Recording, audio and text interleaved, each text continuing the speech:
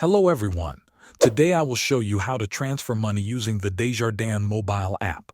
First, open the Desjardins app on your phone. Make sure you are logged in with your user ID and password.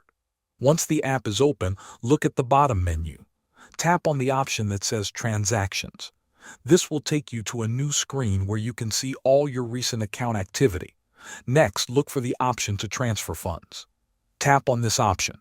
A new window will open asking you to enter the recipient details and the amount you want to send. If you are sending money to another person, you may need to enter their email address or phone number. Make sure the information is correct to avoid any errors. If this is your first time sending money to this person, you may need to add them as a new recipient. After entering the recipient information, type in the amount you want to send. Double-check that the amount and recipient details are correct. Once everything is correct, tap Confirm to complete the transaction.